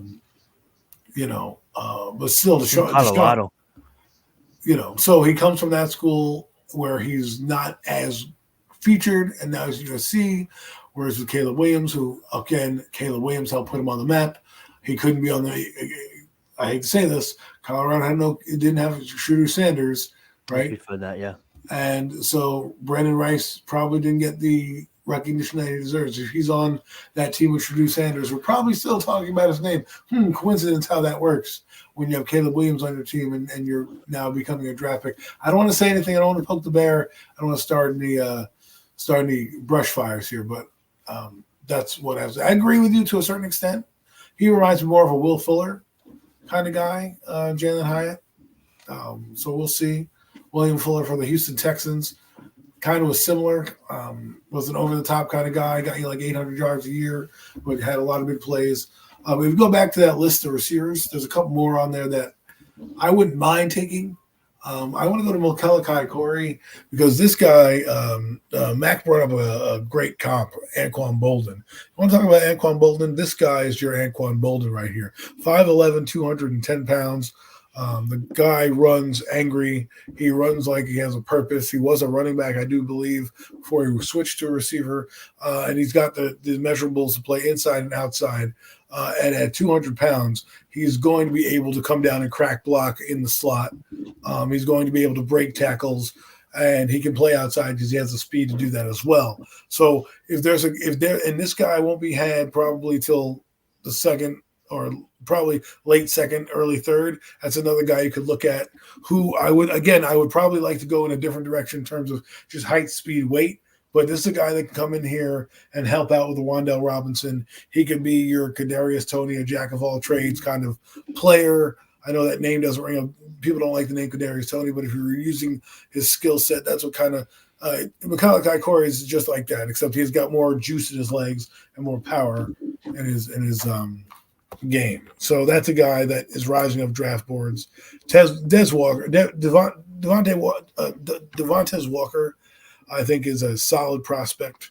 I think his ceiling hasn't been reached again. And feel free to jump in here, Mac, with any receiver you want to talk about as well.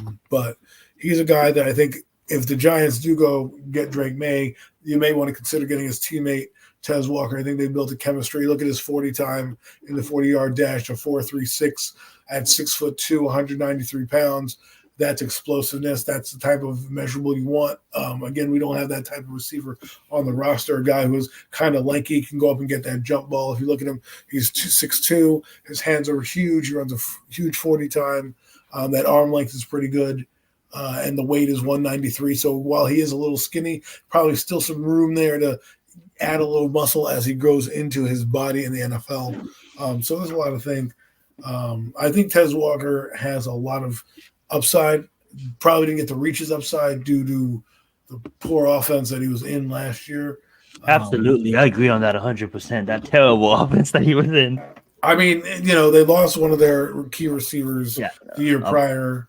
And I think it was Downs, Josh Downs. Yeah, Josh Downs. And he was pretty good for them last year. It really blew up. And then this year, they had a ton of problems, but he always stood out. He made his catches. He had decent catch radius. The numbers don't pop off the screen. But again, they had a horrible team out there, and they didn't do it that well as well. So we'll see what happens there. A few more guys. Actually, I don't know if he's on this page, but the McCaffrey kid, I really kind of like him too. Christian's brother? Yes, Luke McCaffrey. Again, it looks like a dork there, but he's 6'2", 198 pounds, kind of a stockier guy. He's a solid player, 4.46 means you could probably put him on the outside, make him, they say, a slot receiver. I don't like to put those guys in a slot. I do only if there's a small cornerback on them, but since everybody's putting their main guys on their main guys, they can play everywhere. If you're a receiver, to me, you need to know how to play inside and outside because God forbid somebody gets injured. You need to move outside. You can't just be limited to the inside. But he's a guy, again, I'm not saying these guys are going to be fantastic, but at least if the Giants can get guys in here and bodies in here, you can get them to develop because Obviously, we need a receiver. We need a number one, but Jalen Hyatt can take the top off of defense if Waller comes back, which I don't know at this point. Darren Waller deserves to be on the team. I think he should be fired, to be honest with you. I mean, what are we doing with this guy? We need money, and you're holding us up. So I think you should do some stuff. It's true. It's true. Victor Cruz was a decent slot guy. I do like the receiver Rome Wilson too. From Michigan? Yes. I think he's on the first page or second page. Yeah. Well, they have him higher. Rome Wilson is higher. Was he higher? Yeah, on second, low second. I just saw There him. he is. Top 10. Yeah. So Top 10. he's another guy again. I think has a good skill set the Giants can possess. A little on the smaller side with the 185. When you look at weights, right? You got to think about this. When you're a slot guy, I always was taught that the smaller you are, the harder it is going to be off press, right? So if you got a guy, he's 5'11", 198 pounds, that guy is probably going to be able to play on the outside because he's got the physical muscle to play. 185 at 5'11", well, he might have the height to play at that side.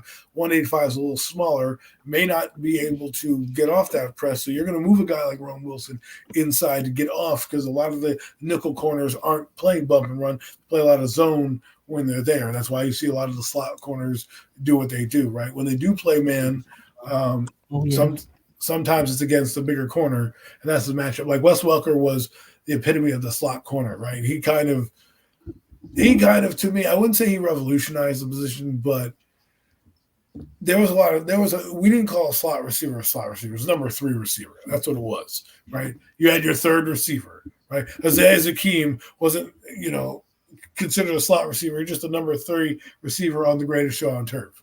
He played inside, I guess, in the slot, or they moved him around. They were interchangeable. It went for him, Torrey Holt, Isaac Bruce. They all moved around. And then it wasn't until Wes Welker came into the slot where there was a designated role for these little jitterbug guys to actually flourish in. And so that's why you get it. Now, the guy that I love who plays slot, who is very big and is in the NFL right now, is Michael Thomas. He's 6'3", 210 pounds. And the reason his matchup was so good is because he goes up against these little guys. He can push them right over. So I think the Giants need a physical guy. I don't want them to get one of these little puny – like we have Isaiah McKenzie. Do I need another Isaiah McKenzie? Do I need another Wandale Robinson? Do I need another Smurf? G Nation Inside Sports. What's up, man? You can call them the Smurfs. That's our receiving core's name. Is going to be called the Smurfs. I think Bryce Ford Wheaton is like 6'3". Let's get we need a couple possession receivers. Rice, Kean Coleman, guys like that. Even Ricky Parasol, I know they like him in the slot. Again, I have my ways of doing things. Like I know I'm old school, but when I conduct a receiver, if you're over a certain height to me, you play inside and out. Like you said, we need something different. We need something like what we don't have is one of those big body receivers that can go up there, like you said, and just like body people out and make plays. We need that right now. That's what this roster is lacking as far as in the receiver room. Anyway, you need to get one of those. Well, we need more. For sure, man. We need a big physical. Definitely. Hopefully, a quarterback. So I don't have to see Daniel Jones's whack ass anymore. Absolutely, guys. So thank you. Yeah, that was a wonderful exercise. We just spent good 25 minutes breaking down a bunch of receivers that you guys should go look into and many different ones. They weren't just all many different ones. Absolutely. They have a lot of potential. Absolutely. At that 48th is where we pick in the second? 47th. But see, 47th. I just want to say this. The reason why this is a good draft for the receivers is because there's deep players at a lot of positions. This is a deep draft. That's why I'm saying you don't have to go wide receiver because there's going to be cornerbacks, linemen, defensive players taken that are just as good in that cluster of receivers that are good that people are going to take because they need as well. So some of these guys are getting pushed down the board. And if you have more of a surplus, you have a better chance at RIP Jeffrey. You have a better chance at getting one of those guys because you have a plethora of receiver, as opposed to a quarterback where there's only about 6 really good ones, in that cluster, and they may not make it down to 47. Yeah, Whereas definitely. Yeah, I would say the top 6 quarterbacks that is ranked in the top 30, and then after that, your next quarterback is ranked at like 120 or something like that. So after the 6 quarterbacks, there is a severe drop. I didn't mean to cut you off there, but no, if but you what really I'm just saying is like do the surplus of players, because it's a deep draft, are going to allow you to get a receiver at 47 is what I'm saying, as opposed to absolutely, the and that's quarterback where there's less of the value and less abundance. It's better to probably get one early on while you're sitting there than waiting till later on. absolutely which I mean, which history brings me proves to itself, man. You got to.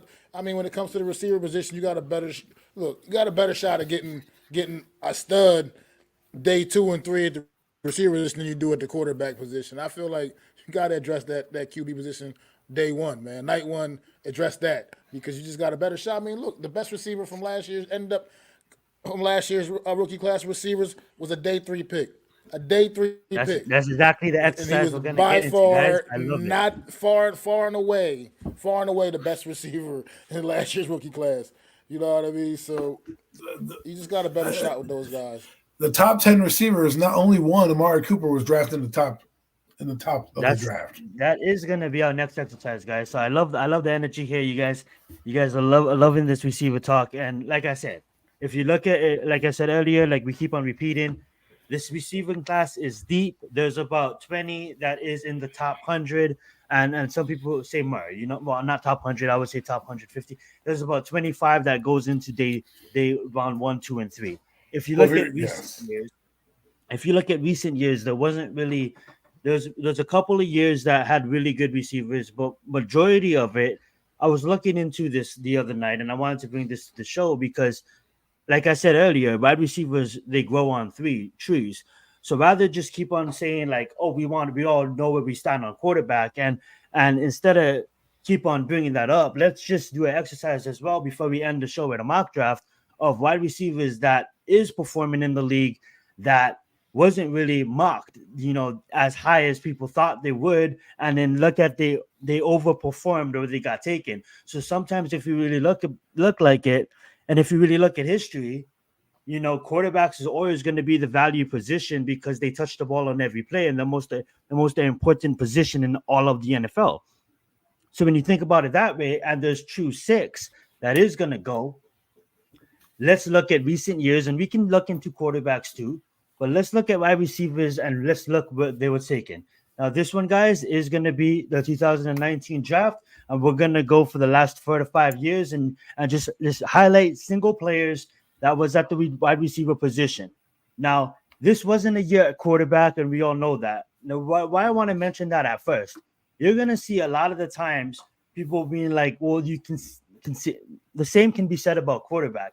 But if you think about it, this year is really special at quarterback. And we all know that the 2027, 2028 year is going to be just special as well with all of those Orch Mannings of the world, your Malachi Nelsons of the world, your Nikos of the world.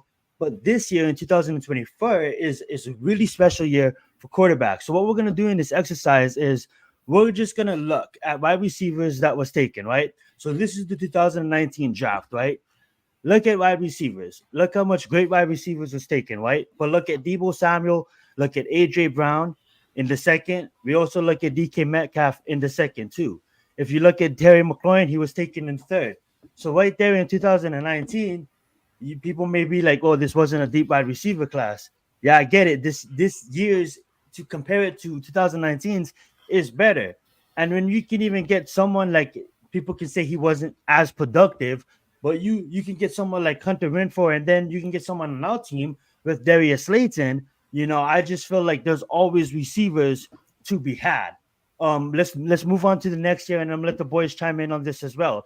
And continue you guys' points on wide receivers. And I wasn't trying to interrupt you guys, but I just kind of felt like we were saying the same things over and over again, and I was just trying to move along the show.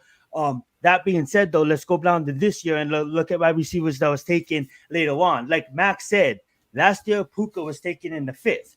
Let's look at it. Jerry, How is he doing? Pretty decent, right? But he just traded teams. Not to knock Jerry Judy, he hasn't reached his full ceiling, right? Would you say that CD Lamb was better?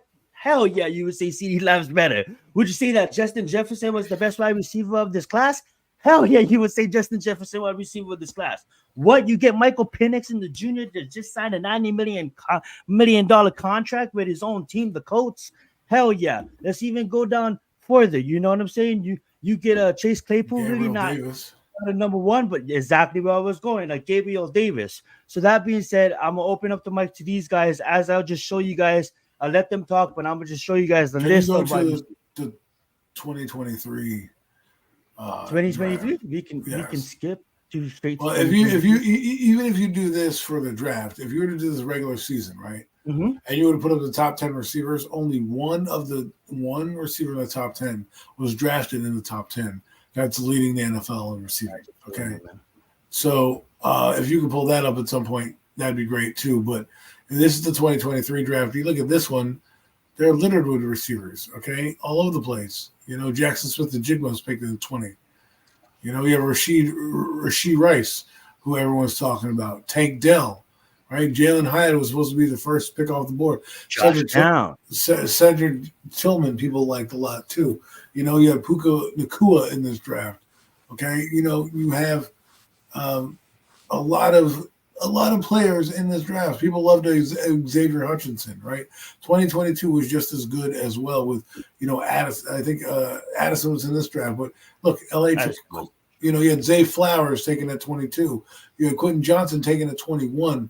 You know, like there's a ton of players taken. The year before they had Garrett Wilson in the top 10. Now, we all look at Garrett Wilson in the top 10 as a receiver. He wasn't even in the top 10 in his, you know, Rookie of the Year honors, right? But he might have been Rookie of the Year. But if you look at him, he struggled. Garrett Wilson was Rookie of the Year. Garrett Wilson? Yeah. So yeah, he was Rookie of the Year because they had mad quarterbacks throwing to him, not named Zach Wilson. This year, he had one quarterback throwing to him, and he barely made 1,000 yards. And he wasn't the same player. People would think, look at this one. You have Chris Olave, you have Garrett Wilson, you have Drake London. That was a great receiver. And like, not to knock on Drake London, because gotta love my USC guys. With that being said, I think he's gonna be phenomenal with Kirk Cousins throwing in the football. I think Kirk Cousins is gonna get the most out of Kyle Pitts and Drake London. With that being said, some would say that Chris Olave is better, and I would say that too. Chris Olave had a more productive season than Drake London, as to be Garrett Wilson, like Adam just said. But continue. George Pickens is in this draft. George Pickens, like, right there, he's doing some good. You have Romeo Doubs, who's playing well for Green Bay. He was picked in the 4th round. So my point is that you can get these guys if you have a decent scouting department. You can get these guys all over the place. The quarterbacks is not the same. Yes, there's your Russell Wilsons. Yes, you have your Dak Prescotts of the world. But the majority of the guys come in the first 2 rounds of the draft. And mostly majority first round. Why? Because that's the most important position that you want. It's the reason why they get paid the most. And so if you're going to get paid the players the most, you're going to take them at the most premium position and at the most premium spots. And usually when you stink, that's why people say tank. Why do people tank? They're not tanking for the receiver, the best receiver in the draft. No one says, hey, let's tank for Marvin Harrison Jr. No, they say, let's tank for Caleb Williams. So, but this is the point too I want to make before we exit this topic as well, and not exit, but give the mic back to you guys and let Mac talk as well. You know, everybody's like the team has to be built before you bring in the quarterback. I would like to say this too: the Houston Texans wasn't built when they brought in C.J. Stroud. Or was it Nico Collins right here, a 3rd round selection? Did the Texans really have a number 1 receiver when they brought in C.J. Stroud to lead the franchise? I get it. People can say, like, well, Zion, we didn't know that C.J. Stroud was going to have an amazing season. Okay, let me hit you guys with this one.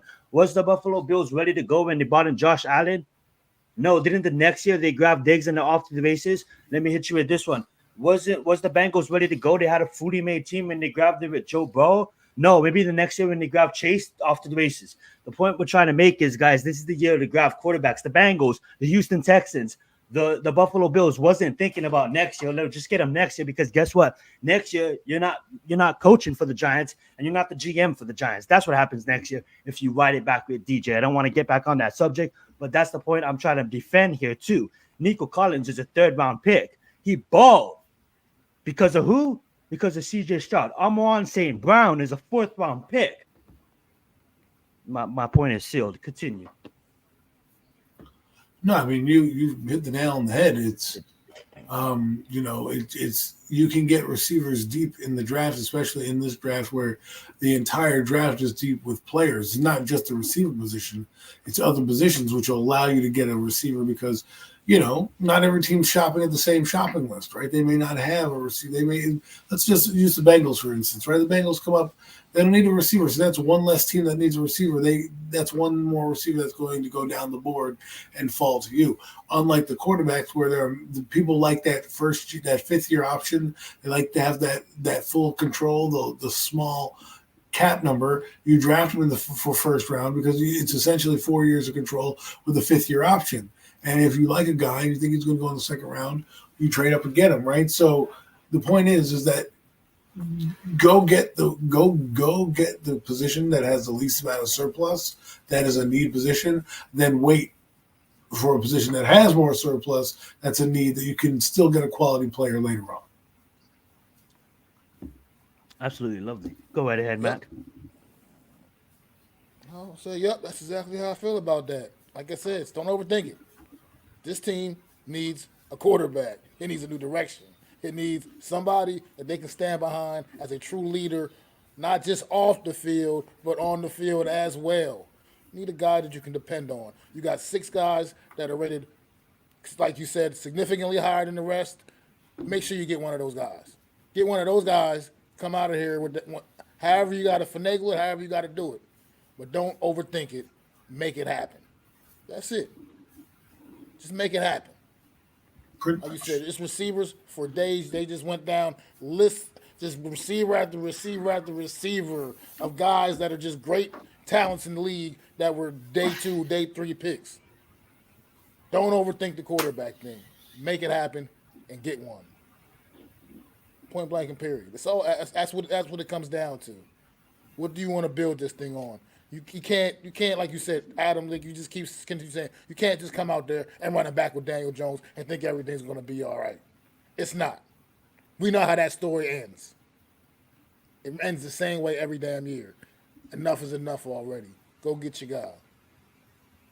Well said. Well said. And guys, as we get closer to the draft as well, we're going to give you guys coverage on this on this episode on this podcast, Premium Takes. So make sure you guys check us out as well. That being said, guys, we're gonna end the show with a 7-round mock draft, and I'm gonna be honest with you guys. We're just gonna draft by position on what we feel that we're gonna need to. I say we all just agree on picks, and then we can go from there. We take the last 15 minutes of the show, just kind of ending it up with the 7th round draft. And let's begin now. If you guys didn't know, I did not to do a self plug, but I did a how the Giants land Drake May, even with the Vikings trading up before us. So if you guys want to go check that out, you guys can go check that out on my channel that is available now. Hopefully this draft does us well, and let's see. So we are on the board. We're not going to do any trades here, guys. We're Screw Denver. Yeah, we're just gonna legitly deflect that. So we got Caleb Williams as 1. I honestly think this is not going to go how it is. These mock drafts can be silly at times, but obviously for this point of the exercise, we have Jaden Daniels available. That's not going to happen. Well, you have to take him. It's happening. It's happening right now. So it's happening right now. So make it happen. You guys want to answer this phone call? Yeah, okay. We get Jaden Daniels. Listen. But if you look at it for that first round quickly, the Giants will have a chance to land. I do think a guy. I think somebody they might have a chance to land. Right. I don't think it's going to go. My sister, what you guys talking? I don't think it's going to be chalk. I don't think all three I don't think New England necessarily has to take a quarterback. They will probably. I don't know if Jaden Daniels is the guy that they want and he's on there. Maybe they'll take him. I'm thinking he's going to Washington. I'm also thinking there's a possibility the Bears may want Jaden Daniels. Call me crazy, but with all the stuff that Caleb Williams has put the Bears through already and the things that he does and where he's from, It would, No, bro. it would be easier for them to just go They seemed Jaden to be out Daniels. there in full force at the pro day the other day. Yeah, listen, I mean, obviously, I mean, do you see that 80-yard bomb that guy threw? My God, the way that pro day, I was like, you have to be dumb not to pick up number one. I love it too because they still have JJ. They still have JJ going to the Vikings, and I kind of love how that happened. In my draft, I basically had the Patriots. I had. Oh, we don't have. You guys go watch the video. That being said, guys, we are in round 2. Michael Penix is magically still there, but guess what, guys? We have our quarterback of the future in Jaden McDaniels in this universe. Do you guys say we look at wide receivers? Sure. Oh, wow. Look at that. We got Xavier Leggett right there sitting there for the taking. We got Jalen Perks sitting there for the taking. We got all our choices we just got done talking about, guys. With the Honolulu boy from TK Hawaii. You know, I didn't even know that, obviously. But Roman, you know, Honolulu, let's get it. Who do you guys want to take care? I'm going to have you guys agree on it, and I'm going to select it. So we're all agreeing receiver is the place we're going? Is that what we're saying? I'm going to let you guys shout out the name. Whatever you guys feel comfortable with, we're taking. Okay, so it's right now. Right now, it's between the 3 guys at the top. Between you guys want to see cornerback as well? No. Well, if we agree on receiver, let's just stick with the receiver pick right now. If that's where we're going to go. If we're the GMs and this is our war room, and we're shopping for a need, I guess we went to. I'm going to go outside the box here. Don't get cute. It's the second round pick. No, well, I said the top 3 guys are. Okay, decent. yeah. I thought you were going to scroll down. No, I'm going to go down with Malik Washington and get a reach. No. I'm thinking I want to go with Jalen Polk. I agree. I like McCullough, Corey, but I think we have a little too many of them. As much as I like Xavier Leggett, I still think at 47, this guy 6'1". Can you go to his measurables quickly? His write up. Not Leggett's, the other guy. Polk? Yes. He's 6'1", he's a decent player, 203. He's the possession receiver that we would need. And you can't really go wrong. I'm going to pick him just because I think that's what the Giants would go with. He would be the highest rated one on the board. I know that we have McCullough Corey here, but I'm going with a little different receiver than the ones we already have in the building. And Mac, I don't know. You can agree, disagree, go with somebody else. I'm gonna say this, Mac. If you say Pork, Leggett, or Porcellos, I'm with you. I agree with Adam with Pork, but I wouldn't mind either one. But whatever you want, Mac, it's on you. I mean, I do kind of tend to lean more towards Leggett. I think he just has that more star power that the team could really benefit from as well, I think. But it's not a bad pick either way. Surprising both of them right there available. Honestly, I'm fine either way. We can go with Pope. It's fine. Absolutely. So, me being, I guess, the deciding factor, I'm gonna lean towards Adam here. But if this happens again, I'll probably lean towards Mac. I like them both, as Mac said. You can't go wrong with both. I'm gonna lean towards Pork because me personally did my research on him. Need to do my research on Xavier Leggett. So due to this GM's lack of knowledge, but but Polk had a good season too. He played in that Washington offense with Michael Penix Jr. Another quarterback that made his receivers. You had Xavier Leggett, who played with Spencer Rattler, another quarterback that made his receiver. And we're not trading, so get out of here, Bengals. Go suck an egg, Broncos. All right, guys. So our needs now would be a cornerback. I would say as well. If you guys want to go, can I see tight ends real quick? Tight ends, absolutely. I was just about to say that. Ooh. Cage Stover is still there from Ohio State. I do like him a lot, and it'd be tough to see if we would get him at 100. I don't know if we would get him at 4th round. Mm-hmm. I don't know if I want to reach right here for him. Good, yeah. Can you go to the all positions, please? Oh, absolutely. Just to see who's high. D tackle. I think I would go BPA here, or see, tight ends is there too. So Sanders could be the pick. You can even double up on my receiver. I would either go D tackle or tight end here. That would be me. I'll leave it to Mac. Yeah, let's see what Mac wants. Mac, what position do you want to look at? I should look. I would just. I think you need definitely look at the cornerback position. Cornerback, absolutely. Right now, I just think it's a pressing need for this team. Got to definitely get that depth build back up at that spot. Got DJ James out of Auburn. We can get. I think King might fall to us. We got Chris Drain out of Missouri. We got Ronaldo. We got Green out of Florida State. What does the chat say? That says DT2. You want to look at DT? You guys looking at any cornerback shit that you guys like? You guys want to take? Or should we go to DT? Yeah, you take a look at the. You can take a look Let's at look at the the DT. All right, we the got D some high tackles. DTs on the board as well. We got McKinley Jackson from Texas A&M. Got Miami. Leonard Taylor the third. Say number 3. We got Those are Brandon edge rushers. Edge. Ooh, Absolutely. wait. Go back. Yeah. Wow, Brandon we have Fisk, Fisk, third. Randall Fisk. He blew up the Florida combine, State. man. Wow, I wouldn't mind him either. As well, I know Leonard Taylor's out there in Miami, Florida, and probably people would be like banging the table for Leonard for the next LT, I guess.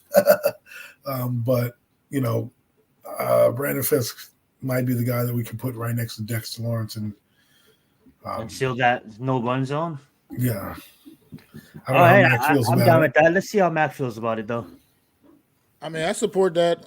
I'm tired of watching our defense get gashed in the run game. I mean, do you want Leonard Taylor to make a case for him? I agree with Adam though. And I say we could make a case to Taylor, but it looks like the fan base, including Tyler, part of the Big Blue Crew, we like facts. So let's go with that. And then we're gonna let Max start the 4th round. I know it is pretty late, but guess what, guys? There's probably gonna be a lot of cornerbacks still left on the board, and I say we look at that position first. We have Cam Hort, we have Johnny Dixon, we have I, I'm so done right now. But let's look at all positions real fast. Kellen Bullock. I say I'm a bias. I say you take him. I say Kellen Bullock is a steal. Now let me just give a fast rundown of him. He's not a finished product, guys. He still has a lot of work to I'd do. go Braylon Allen here as much as I love Bullock. In the 4th, and we got a running back too. Okay, Silver's still on the board. Like Adam just said, and we have our tight end and Cade on the board. I like my 3 choices are Braylon Allen, Kellen Bullock, and Cade Stover. Either any one of those, it's all a need. The highest value is Braylon Allen. He's still on the board this late. Keelan Bullock, obviously pretty decent. But Cade Stover, right where you need to pick him in the 4th round. I think the Giants have a huge need at tight end. This guy can block and catch out of the back and catch the ball. The Giants need a 2-way tight end. They have 3 blocking tight ends mostly on the roster right now. You can tell that they're trying to be a big run-heavy team, set up a wall in front of these young quarterbacks. But again, I'll leave it to the guys to choose. But like I said, in my order, I go Braylon Allen, Kalen Bullock, and Cade Stover. Obviously, you know that Zion likes Bullock. Mac, you can be the deciding vote on where we go here. Yeah, and Mac, if you still want to go cornerback, I don't blame you. I just kind of feel that it not a reach, but when we have these players right here, I kind of feel I'm let you decide between Allen, Bullock, and Stover. But if you do want to go cornerback, I'm not gonna stop you. Breaking new Titans trade. Wow. Okay. I'm kind of good with Stover. That's big time right there. That's big time. Wow. Yeah, that's a nice trade. Thank you, Darius Sneed is going. Man, the Tennessee Titans are trying to put it together, boy. They're trying to go for it. That's how you surround a young quarter. So, see, I want to touch on this real quick. We're gonna take Stover here, guys. I do want Bullock, but the boys agree on Cade, and I love that pick of Cade. We need to solidify that tight end room. Waller, free up some fucking money and get out of here. Take Stover. I mean, I'm good with that. I mean, after you watch all this New York Giant offense, man, look, anything that can help add anything to this. Now offense, take your cornerback. Okay, wow, they had Jaheim Bell. We could have got him. If I knew he was here, I would have taken the cornerback and then taken Jaheim Bell. He was right there on the top, Adam. Hey, we got wasn't. Don't know who he is, but he sounds cool. I like the name Monroe. Why wouldn't we take MJ Donachair out of Pittsburgh? Yes. We're gonna let Mac choose here. And if you want to go another position, we can go another position. I can't see. I can't even see the names up there, brother. I can't read that. So I'm sorry. But I just been listening. Yeah, that's that is high. But can you see it now? Yeah, I can see. Well, here, let me Barrett read it now. to You you. can actually It's kind fine. of We got decipher. MJ Dalvin Share from Pittsburgh. He is a 5'10 cornerback. His red score was a 7.32. His stats and info is coming soon. Obviously, it's a fifth round. We got Julius. I just dropped that. My bad, man. We going Julius. All right, we'll take him. I'm okay with that. Okay. We're good with that. Welcome to the team, young man. Welcome to the team, Julius. I Well, hope I'm they gonna don't. tell I hope Julius they don't do last that. I year. hope they don't do that on draft Welcome day. to Julius. They put in the wrong. They put in the wrong name. Player available They on go the to. board. We had they go him draft. mocked in the fourth, but he was there in the fifth. We had to take him in low. They go draft. They go draft J.J. McCarthy. They put down Sam Hartman or some shit. All right, this is what we're gonna do. We're gonna have this is our last pick of the draft. We're gonna have Mac. We're gonna have you choose the position that we go to. Now let's look over our picks so far. We have Jaden Daniels selected. I don't know how, Woo, but he was Jaden selected Daniels. at 6. That's a win. And if I was stupid for leaving him on the board, that's a steal. Then we still Jaden. Well, not really still. We got Pork from Washington, 47 overall. We go and we secure Brandon Fisk, DT out of Florida State with pick number 70. We got Cade with pick number 107 out of Ohio State. Notable solid tight end to fit that room, what we're trying to accomplish in that room. And then we got Julius Monroe, the guy who was really on our boards, really high. We couldn't pass him by when we seen him. That being said, we have pick number 183. What do you guys want to do there, Mac? What position do you want to look at?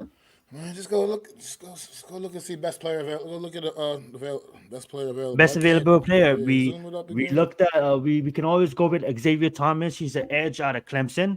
We got Isaac Guerrero. Louisville always produces good running back. We need a D tackle. We got a D tackle. We're looking at. I would say edge, maybe running backs. We can go with a development player. Isaiah Garrard, I heard is good. So Louisville always produces good running backs. If we haven't taken a running back, I'd rather get a guy that has potential to make the roster. You know what I mean? Like you really try to find a guy that really has a shot to make this team. This pick. I mean, at the end of the day, this is. Joe, you want to go with Zion Palu Fetui? No, I say we go with like you hope. What's that other guy? The Isaiah Garrard. Guerrero. All right, let's actually be like GMs. We're gonna do a fast scouting on him real fast. We're gonna put him in another window and see what comes up with it. See what his production was. Dude, this guy looks like he could be a baller. Just looking at him. Let's look at his. I'm gonna have you guys. All right, so he had 132 carries with 810 yards, 11 touchdowns. All right, he's a beefy back. This guy is 225 pounds with 6'1", guys. So if you guys want to see him, how he looks like, I'm going to put it on the screen right now. Do you guys, as GMs, want to add him to our franchise? It's the best GMs in the business. We're scouted on the day of the draft. We're on Match.com here. Mason, Indiana, in the house. But this is the guy that I would want. We need a bruiser with someone this size. It'll still help I think the direction they're going. Singletary, what people aren't talking about, is more of a downhill runner. More so than Barkley. Every single year, obviously, he's getting much right. But look at that average, 6.1 yards a carry. It's pretty good. Again, a bigger back. And he catches the ball as well, guys. Decent back. Like so, I mean, you get value pick for the guy. You got a fifth round, sixth round pick on the guy. He can come in and have, look at that, against USC, 23 carries, 161 yards, 7.0 yards, 3 touchdowns. That's in the Holiday Bowl.